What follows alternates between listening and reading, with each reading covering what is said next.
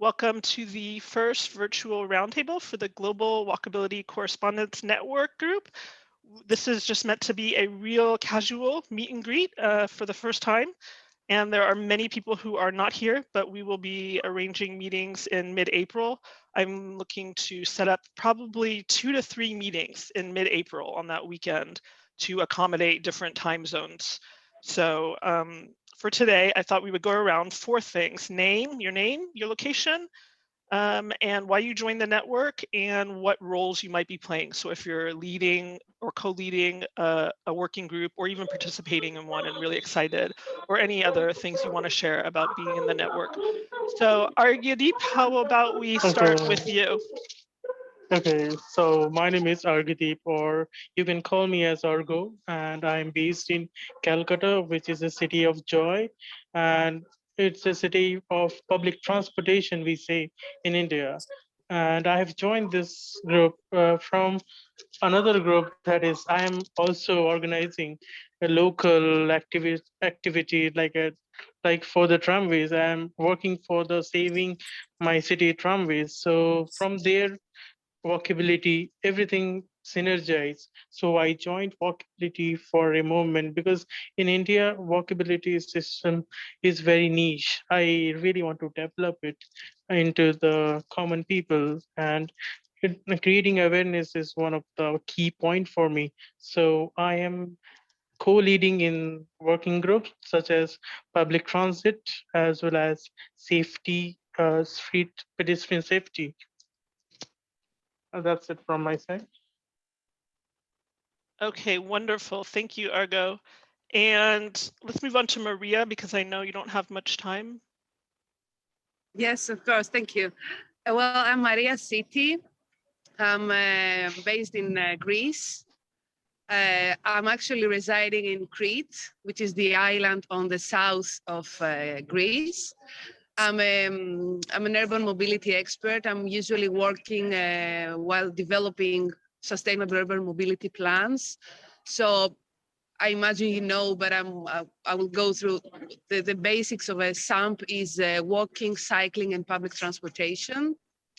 When I saw the network, I felt that I need to connect with people all over the world, sharing, let's say, the similar concerns and, of course, scientific opinions.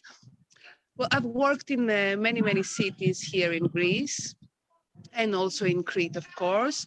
Pedestrian mobility in Greece is actually, we could say that it's not well studied, and it was never the main aspect of transportation engineering, as you all know.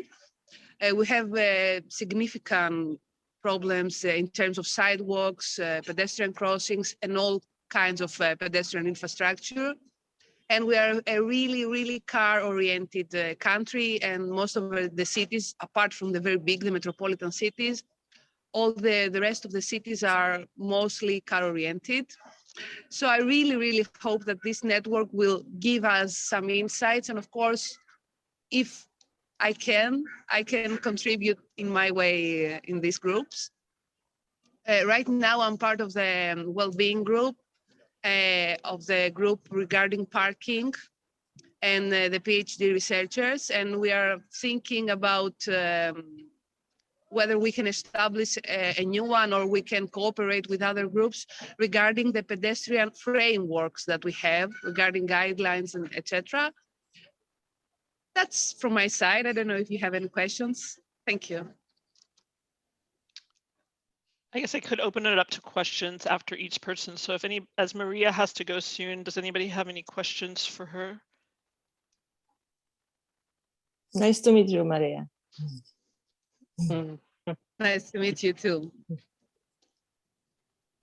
Yes, my pleasure as well. I'm curious to hear how democracy sort of plays into the kind of work. Like Greece is considered one of the homes of democracy, I guess. And that can often make planning more complicated. As I think in India is a good demonstration of that, actually. Yeah. So, anyway, I look forward to hearing what you've been working on. Thank you, Steve. Okay, thank you, Maria. And since we're asking questions, let's go back to Argo. Does anybody have any questions for Argo as well? I think you mentioned that the walking is very much neglected in India. Uh, um, I say walking it already exists in our routes. 40 to 50% people every day they walk and go to their work or school or anywhere in daily life. Just the walking infrastructure and all the street planning, all this is very lacking. Yes. And I think that that's in India and any country that has a lot of people, I imagine there's a lot of competition Yes, for space. Like there's yes, it's very much. and Hmm. the people with the power sort of perceive, the car as being a symbol, a status Car. symbol. So Yes, so yes, the yes, space yes, is yes. allocated for that, and the leftovers are less important. Mm, mm, Ironically, in Montreal, we have challenges with many people from India and Pakistan who come here, and mhm. for them, riding a bicycle is considered something for poor people. And like riding a bike is a very convenient way to get around in Montreal, but they will not ride bikes. Like, from their perspective, they are a success. They've made it to Canada, so Yeah, life is good. So they have to have a car. That's sort of like a symbol of their success. exactly, exactly. And so like Um, so working with these communities is interesting. It's really about changing perceptions about how people get around. yes, yes, yes, yes. Zvi, why don't we move on to your introduction? Okay. Yeah. So I'm in Montreal, Canada. I'm not originally from here. I'm from Israel, but I grew up in the States, so I've lived in a few Okay. different places. Um, I've lived in Montreal for over 25 years though, and I really do love the city and I consider it my home. Um, I'm here. I discovered networking around the same time as I discovered Facebook, and I've always been interested. And I sort of stumbled into my love of cities by accident.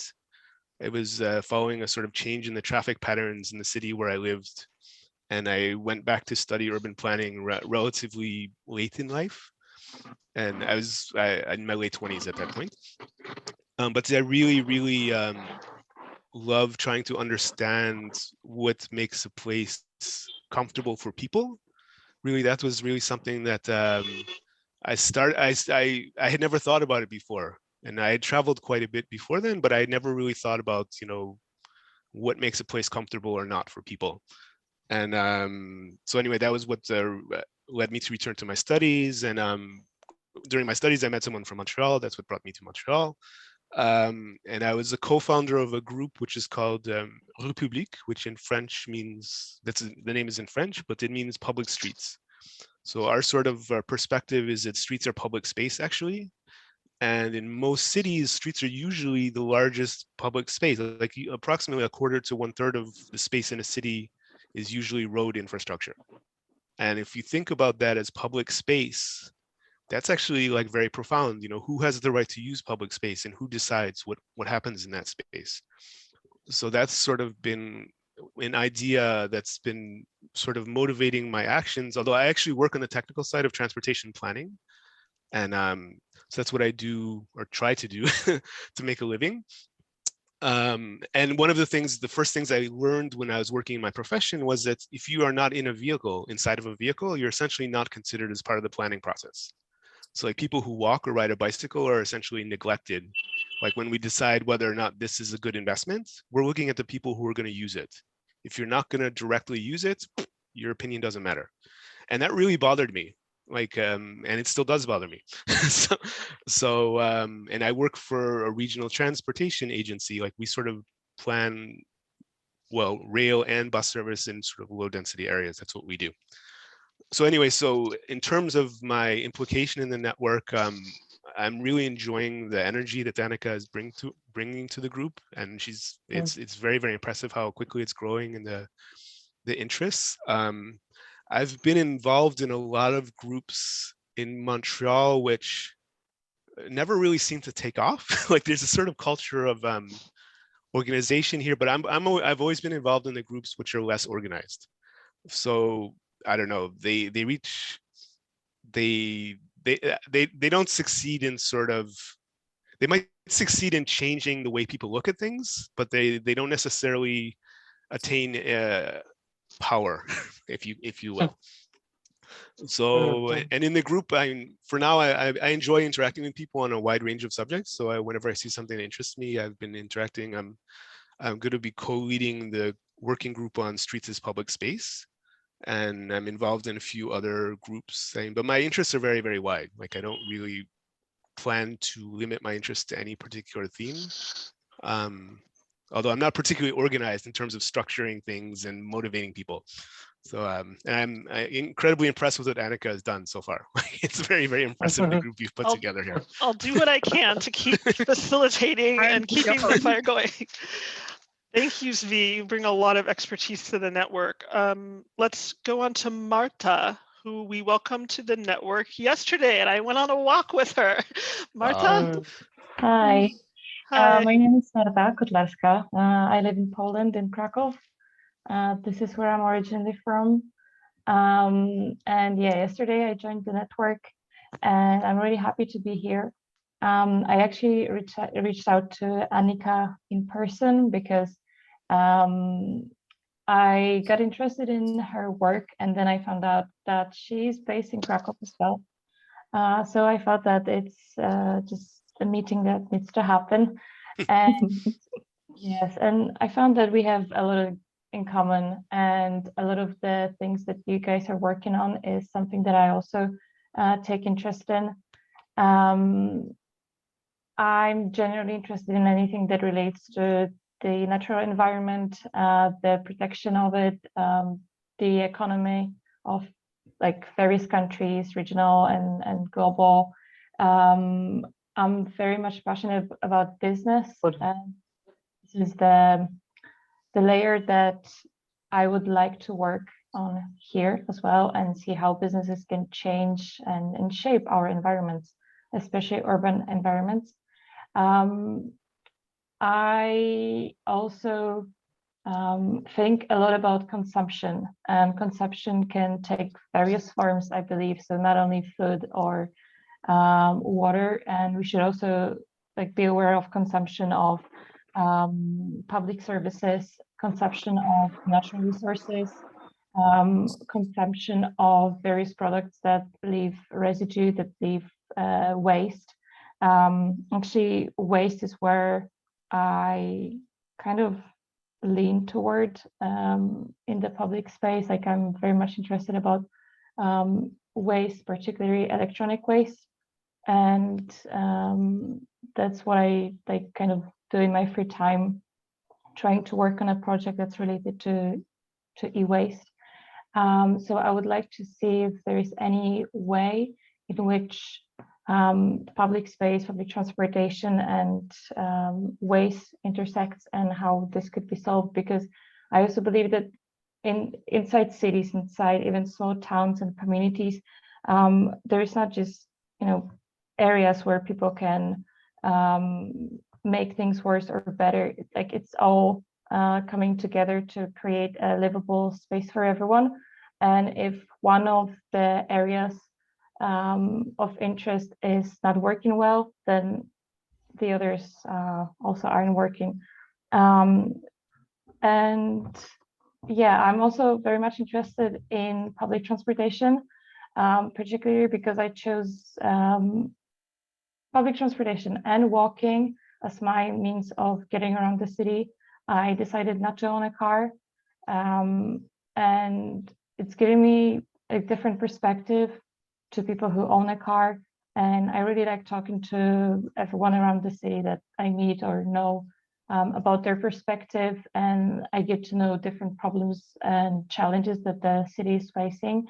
So I grow my knowledge about city problems related to transportation, to walkability, and similar in Krakow, but I've been noticing the different patterns of it in various cities around the world where I also used to live. But yeah, in Krakow, it started taking off properly. And even 2 months ago, I started working in a company that I chose myself that has a sustainability focus, that focuses on creating smart cities and making mobility more accessible to people, creating spaces within the city where people can actually hang out and those spaces are useful to them and are not just a part of the planning of people who don't really go to public spaces that have nothing to do with ordinary citizens. So yeah, that's a few words about me. I don't know if you'd like to ask me something. Yes, please feel free if anybody wants to ask Marta questions. Marta, can you clarify what you mean by e-waste? Electric and electronic waste. So waste that's created from our used electronics and electrical devices. So like the physical devices when they don't work anymore and they're thrown out and things like that? Yes, so electric waste is not only those that are not working anymore, it's everything that's not being used anymore. So for example, electronics that could still work, but we decided to buy new models and they are piled up in our drawers, and we just know that we will never use them again, and one day we will just throw them out. It's broken light bulbs, broken discs, etc. Okay. I think you probably heard of the story about the light bulbs, that the first light bulbs essentially worked forever. Yeah, and the previous cartel. Yeah. Yeah. So yeah, okay. But you weren't referring directly, at least, to like just the amount of digital communication and the size of the things that you weren't necessarily referring to that. Like data every year, like the amount of data that's being produced is sort of growing exponentially, and I've seen the numbers. Like if like we can convert all of the books and things that have been produced in history, and you can give it like a certain dimension, and we are producing like every year, infinitely more. Well, in a way, it's useless information that we're saving. So and nobody knows what to do with it, and it's growing, even just like the infrastructure to save that information and the costs of that is. So I think this is something that I'm not certainly not an expert in it, but it's another kind of waste that I find very interesting. And from my work as well, like one of our challenges is always, what do we measure and how do we use it? We never have really the right. Certain things are easier to measure than others, and we tend to plan for what we measure. So as I mentioned before, that's why we focus so much on vehicles. Like it's easy to measure how many vehicles there are, how many people are in the vehicles, and this kind of thing. And like the public space elements, like quality of life, is very hard to measure. Like this is a big part of our challenge. How do you measure what quality of life is, or what people are doing, especially when they're not consuming, when you're in a space and you're not actually buying something? It's like, how do we say that this is a good space?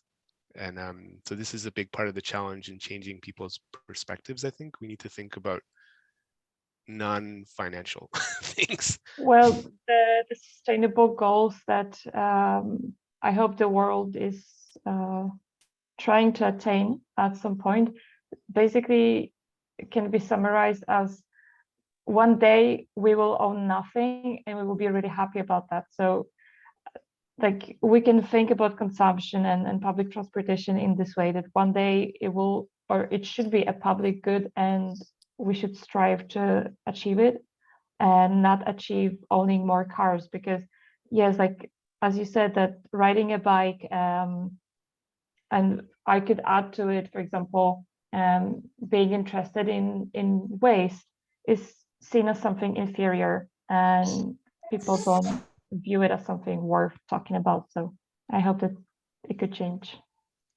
Yes, me too. Thank you very much. Okay, you guys, we have to move on because Andiel has been messaging me. There's a couple dads that have messaged me. They're in charge of kids. It's Sunday. Mom's got her days, so I want to really prioritize people who have limited ability to participate. Andiel, can we welcome you now? Hello. Yes, we can. Hi, everybody. Thank you, Anik. I'm so sorry. No problem. Chill, everybody. It's casual vibe. We know kids are there. Yeah. It's all good. Yeah, it's 9 a.m. on Sunday, so yeah, I'm in charge of my kids. But I'll try to introduce me very fast, very quick, and then I've been listening to you. I will keep like online, but listening to you without video, so I can meet you. So I'm from Santo Domingo, Dominican Republic in the Caribbean. I live in Santo Domingo. It's like a 4 million people, the whole greater Santo Domingo. I'm interested in public transportation issues. Santo Domingo is a car-centered city, and yeah, as say, I think it was Sleeve from Montreal. I just forgot your name. Let me just see. I mean, in terms of planning, when you're not in a car, you're not taken into account. So it was like really the same. You're not part of the planning process. So yeah, and I'm here in this in the Global Correspondent Network because I can produce content. I would like to produce content for social media, make interviews, and I don't know, show how is it like to live in a car center city, but with a lot of car accidents, because here we have a really great uh, um, fatality rate because of car accidents. It's one of the highest in Latin America. So death related to car accidents. So there is also a safety issue, a really serious safety issue. In the network, as I said, Anika will be open to co-organize or to be part of round tables, to make interviews, to meet with authorities. Also, that's possible. And in terms of working groups, I'll be interested on the children and elderly. I think that's the name I just sent you. And I'm very interested on these play streets and school streets. So I'll be part of the children in the city working group as participants. And I'm happy to meet you all. I keep I keep updated on everything Anika posts on the network and on the LinkedIn group, and I'm really excited. So feel free to write me. I mean, we can catch up in private after if you think there is something we can collaborate and create together. And yeah, nice to meet you all. Thanks, Anika, and I'll be without video, but I'll be here. Well, very briefly, Andiel, you're also Yes. active in your local neighborhood council, right? Oh yeah, sure. Yeah, I mean, I'm part of the council of my neighborhood council, the executive board, and I'm in charge of public relations specifically, so dealing with authorities and also communications.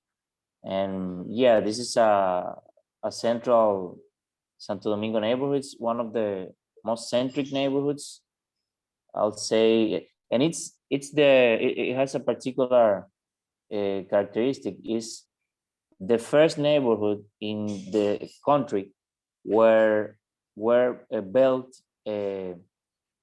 high residential buildings. So the vertical Santo Domingo that we know today, that started in the 60s, 1960s, start here in this neighborhood. So we have a lot of buildings, residentials and commercials. We are also suffering for the lack of planning and for the lack of parking slots and many other issues, because it has occurred without the right planning. So, but it creates a particular situation, challenges for pedestrians, and also there are specific dynamics that occur in this neighborhood. And I'm part of this neighborhood council, so I'm very close to residents and of all ages. But we still have schools. It's a very mixed neighborhood with commercial and also very residential schools. So I think there are many. That's why the children in the city working group, I guess. I mean, all of them, they are very interesting, but I think there are many things to be done in that working group. I'm glad you mentioned elderly too, because we actually don't have a group. So maybe it could be interesting. We have so many groups, but maybe a multi-generational group would actually be really important if anybody wants to lead that. I don't know where I read elderly. No, I'm so glad you brought it up. I'm going to actually put something on the list about that because that's super important. The whole 880, isn't it the Canadian group 880? If you plan for an 8-year-old and an 80-year-old, you plan for everybody. So I think we really should have a group about that. The concept actually comes from Gil Peñalosa, who's Colombian. Okay, yeah. I mean, it really should be a working group. I mean, the children one is so specific, but really rich. But anybody have any questions for Andiel? I can add that also I've done my studies in France. I've lived 5 years in France. So even if I live here in Santo Domingo, I'm from here, I am very close to France, and I don't know, I get like more sensible to this, to the walkable city and to the cyclable city in France, specifically in Paris and in Tours, in the city of Tours, in the center of France. So if you, I don't know if you've been to France or if you have any other contact to France, I mean, I'm also interested and I appreciate, I mean, what I saw there, you know, you come back to your reality and then, yeah, and you want to be part of the change. I'd like to just thank you for mentioning parking. This is something that I find all too often we sort of forget about when we're talking about mobility. And as someone working with the public, if you ask the people around the area where you live what they think about parking, you'll see very quickly that this is a very difficult topic. Like people get very, very protective of their parking. And in my opinion, this is a really big challenge. Like the number of cars is going up and they're being stored on the streets and they're getting in the way of everything. And it's very, very hard to change things on that. Like I personally have been trying to promote a concept which I call community parking, which is basically to manage the parking off of the streets in a different way, in a more community focused way. So, but it's really getting the economics to work behind this is not simple. So in a lot of developing countries, this is like a big challenge because when a country hits around, I don't know, like 25 vehicles per 1,000 people, like it starts to rapidly grow the number of cars. Like it'll usually get to 250 cars per 1,000 people within one generation. So that, like that's a 5-fold increase in the number of vehicles. And this, like, cities are usually expanding there during that time, but not that much. So like congestion is building up and it's causing a huge range of problems. And this is where, as Argo mentioned, like pedestrians are being forced out of the way. Like the space that's being allocated to cars is being taken away from what traditionally was used by all kinds of people, like street vendors. And like before, like historically streets were public space, but now like gradually that space has been occupied by cars. And a lot of that is actually car parking, which, you know, the typical car is only in use like 5% of the time, like literally like 1 hour a day. The rest of the time it's just sitting somewhere and it's taking up space. And like that space can be used for a lot of other things. And how can we sort of, you know, shift the conversation so that, you know, we'll use that space for people and not for storing vehicles. So anyway, that's my personal obsession as well. Like I don't own a car, but I'm very much obsessed with how parking influences the way people, the travel choices that people make. Like we've made parking too easy and people expect that it'll be available to them all the time. And that's sort of what, like we're building cities where the default way of getting around is by car. And like very often it changes very quickly, like literally like one generation, there's this shift sort of to a space where, you know, it was a mess and like everyone was all over the place, and all of a sudden like there's sort of dynamic that's self-reinforcing, which is taking more and more space away and giving it to cars. but that can't really, that there's not enough space and there's not enough resources for this, and it's incredibly expensive. Like people don't realize how expensive road infrastructure is. Yeah. We have another dad coming on who I know is in charge Thank of his you. kids today. Sorry, I just wanted to. Sorry to interrupt you, Zvi. I just see It's fine. Alinkar coming on, but I want to say very briefly. Okay, Alinkar's connecting to his audio. Very briefly, Zvi, I think I need to join your group because honestly, Alinkar. Hi. Hi. Hi, everybody. Hi, Alinkar. I'm going to introduce you in playing, just. Yeah. Yes, I'm here playing soccer with my kids. Okay, let's just go right into Alenkar's introduction since he's with his kids. Alinkar, welcome. The group has been introducing. The group has been introducing themselves with just their name, where you're located, why you joined the network, and like what role you will play, what working groups you might be leading. Okay, well, hello everybody. My name is Alinkar Massoulu. I'm from Brazil, the south of Brazil. I represent region, a coast region here in the south of Brazil.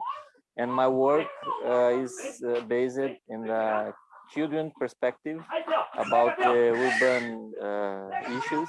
And I hope to collaborate and learn with you. And well, I'm here to collaborate with you. Thank you, Anika, for this opportunity.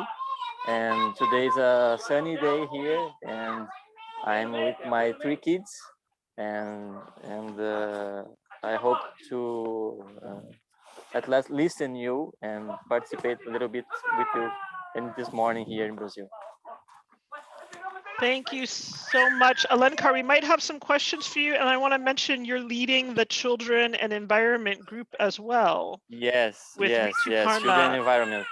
Yeah, okay, I'm co-leading this group, and I work with the international project called La Città dei Bambini. It's like a children's city. It's an Italian project by Professor Francesco Tonucci, and the essential is the perspective of the children about the urbanism, how to project with safety, with inclusion, and to provide a better city for all people. That's my work, and I work with a public in a public way and private way. So in all this project, I try to put this perspective of the children. So because of this, I am in this children and environment group, and I will try to co-lead. We're so excited. You'll be a great co-leader. Anybody have questions for Alinkar? Alinkar, I have a question for me. You said children's city, and do you mean children-friendly city? Because I see in my country there are a lot of authorities, and a lot of authorities, local authorities, no matter what. And they are working on children-friendly city because they want to achieve something from UN. It's kind of interesting for me that you are working for children's city. And my question is, the children's city, is that the same as children-friendly city? I don't know. Hello. Yeah. Did you hear? Did you hear the question? I don't know if because the connection. I think the connection was not so good. I don't know if you could. Maybe Mohammed, you could put it in the chat. Ask again, maybe. I think his question was, is the children city that you're working on, is it the same as the child-friendly city? So basically, maybe is it Francesco Tonucci, La Città dei Bambini? What is this? Basically, maybe you could share what is this concept, because it's an established concept. What concept is this? The one what that concept? Yes. The children's city. Well, the concept is to promote the children participation. The ask children about urban issues, to ask them how they imagine a better school, a better sidewalks, better parks, and how they their opinion about how to turn better the city. It's to promote the children participate, because children perspective is more including perspective. We can get different in a different way to improve better projects for the city. So we ask for the children of their opinion, and with this maybe sometimes we need to almost translate what they are talking, because they talk for where they ask for dinosaurs in the squares, they ask for a lot of different situations, but in every time there's an essential opinion behind the speaks. So we try to put to get their opinion to promote better projects in the city. Well, for all the world, there are more than 200 cities in the world that participate of this network of Francesco Tonucci, La Città dei Bambini. So we are trying to introduce Osório, that's my city, in this network. And in Brazil, we have just one city called Jundiaí in São Paulo. And we have a lot of cities in Argentina, Mexico, and well, around Europe, in Italy, Spain, Portugal. And we every time we are connected to turn to learn, to speak with each other, and well, try to put in order this kind of work. So there's a lot of main directions, but we need to adapt to the cities where we are trying to put. So, I don't know if I answered the question, and forgive me, because I'm trying to remember how to speak in English again. I appreciate your work. You're doing a great job. I remember when I was doing my bachelor degree, I asked one of my professors whether it is good to ask children about what they're thinking about the environment or something like that, urban issues, and I never get a good feedback on that time. I forget it, but I really appreciate your work. I think you're in the right thing. Okay. Just keep going. Okay. Let's go. Children every time they ask for better conditions of environment in the city. They ask for trees, they ask for birds, they ask for more space, more safety space. So this is a way to the architects, to the urban planners, to say to the government, look at the children, pay attention on the children. They are asking for something important. So this is the way we try to work.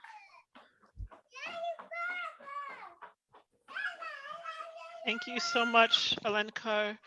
Mohammed, would Okay. you like to introduce yourself? Nothing too much about it, but my name is Mohammed Nikab, correspondent from Iran, Isfahan, and 2020 we have one, because it might come across a lot in news. But what I'm doing here right now, I mean, the whole period and before, I was doing I did my bachelor degree at urban development, and after that, I started my master degree under condition of pandemic, and the whole two years course was online, I never participated physically in the university, that condition. And I'm doing urban planning for my master degree. Right now, I'm doing a master thesis about safety, which is, I had a lot of conflict with my professors and supervisor, which is not, my thesis is not related to, urban planning. And I really try hard to make a connection between, I think I did it. And about the network, I think the network can boost anyone's knowledge and find out their interest accurately and see that, okay, how, if you're gonna speak somewhere, for example, in university, you're gonna address and you're gonna have this network as a reference for yourself. And because we see a lot of correspondent officers and a lot of different backgrounds and interests, so we can address this network as a reference for any kind of specific space or any kind of research, and I will do that. So it is one of my interests to participate here and learn from others. And also about groups, I'm participate in 3 different groups. One of them is safety, another one is architecture and urbanism, and the other one, I guess, is university group. Yes. Thank you. Great. Thank you, Mohammed. Anybody have questions for Mohammed, who is, you named your location, Isfahan, Iran, right? Okay.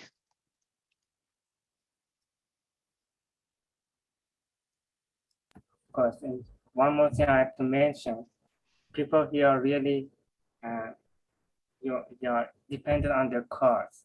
So they're not, they might support walkability or something like cycling, but at the end they say that why we need something like a cycle pass. So they're still dependent on their cars. And for now, because we are in holidays, we see that our city streets is blocked with cars because different people, majority of people travel from city to another city and with their cars and their private cars, and we see that our streets are blocked. So it's just that how we are dependent on our cars. It's because of the cheap availability of petrol and diesel over there, I guess. So Yes. people doesn't feel any, like, it's very reasonable price you get there, right? But not, we can say that if we compare it with dollar and exchange it 2 months to dollar, we see that, okay, the gas and petrol stations are offering cheap value.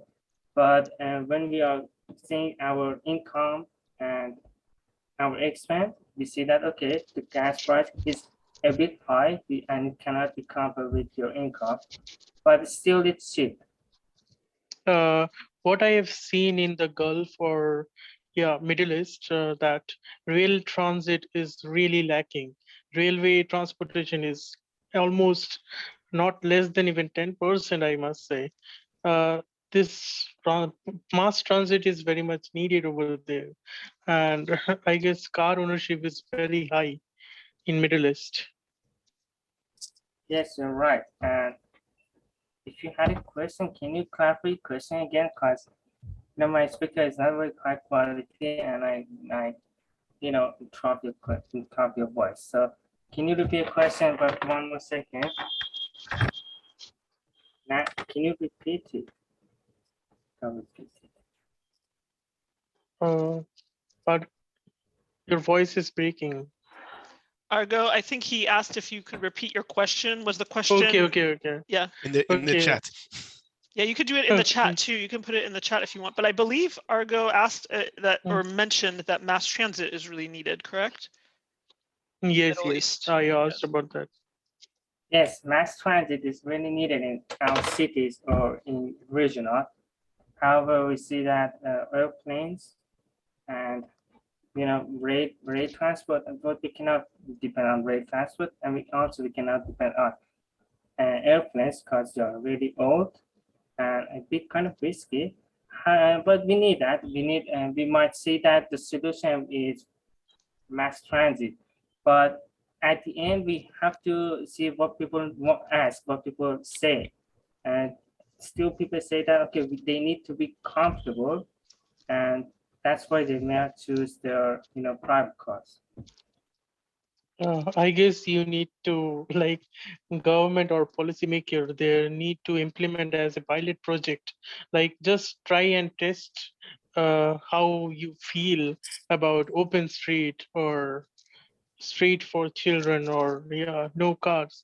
Like you can start forming a group locally there and arrange car free Sundays kind of thing, car free Fridays or Sundays, just Uh, in. Yes, we have a a certain day. I guess it's Tuesday in Isfahan and maybe Tehran, the capital of Iran.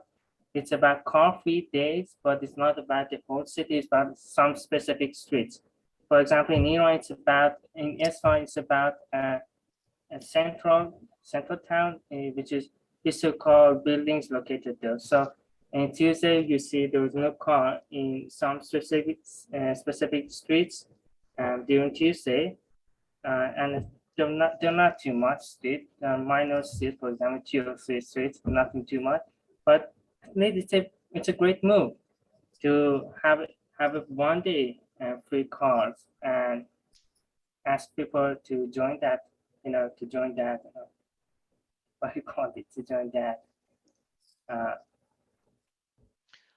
I would like to mention something based on what Argo said. That's great, Mohammed. First, we're going to move into the final introduction of Honorata in a minute, but I wanted to mention we have another correspondent in Iran, in Tehran. She's not here right now, but going off of what you said, Argo, about forming local stuff, this is, I think, where the network could really be extremely interesting when there starts to become different correspondents in the same region or the same nation.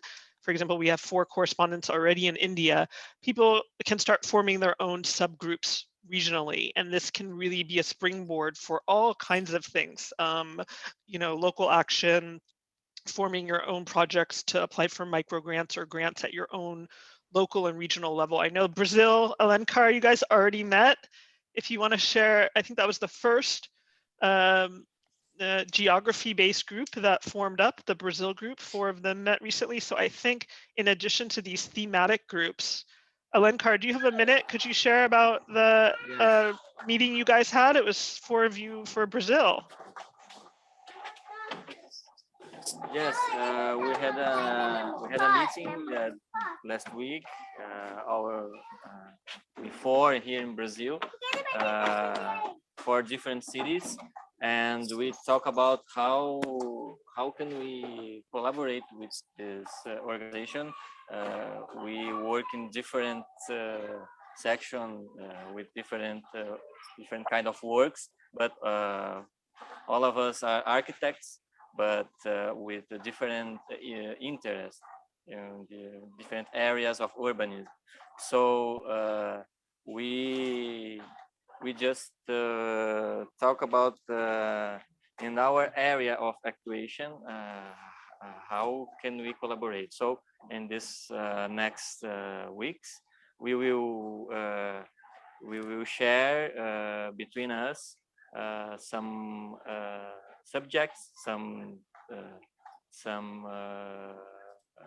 cases, studies of cases, and we will try to found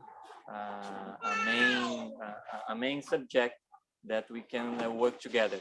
So we are different, but we will try to find a way of.